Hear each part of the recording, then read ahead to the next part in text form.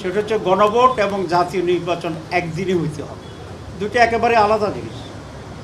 একটা হচ্ছে জাতীয় নির্বাচনে জনপ্রতিনিধিরা নির্বাচিত হয়ে দেশে কারা সরকার চালাবে সেটা সিদ্ধান্ত হবে। আর গণভোট হচ্ছে আমাদের কতগুলো রিফর্মস, সংস্কার, যেগুলো কিভাবে সরকার পরিচালনা হবে, কিভাবে নির্বাচন সুষ্ঠু হবে, কিভাবে প্রধানমন্ত্রীর ক্ষমতা থাকবে, এসব মৌলিক বিষয়। এটার সাথে এটার কোনো রিলেশন নেই।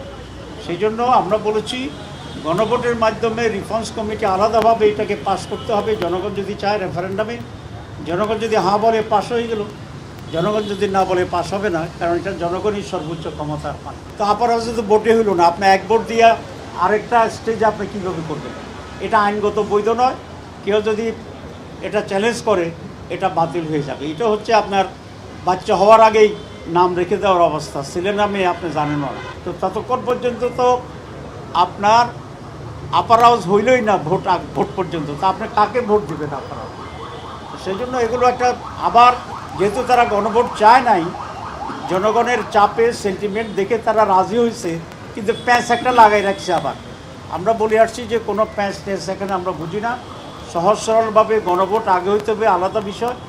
এটা যদি হাঁ হয় এর ভিত্তিতে নির্বাচন, এটা যদি না হয় এটা মাইনাস করে নির্বাচন, খুব সোজা জিনিস। এখন প্রশ্ন তুলেছে তারা যে সময় আছে কিনা। সময় আছে, আপনারা জানেন 2টা গণভোট হয়েছে বাংলাদেশে, 3টা হয়েছে। এর মধ্যে একটা হয়েছে 21 দিনের ব্যবধানে, একটা হচ্ছে 17 দিনের ব্যবধানে।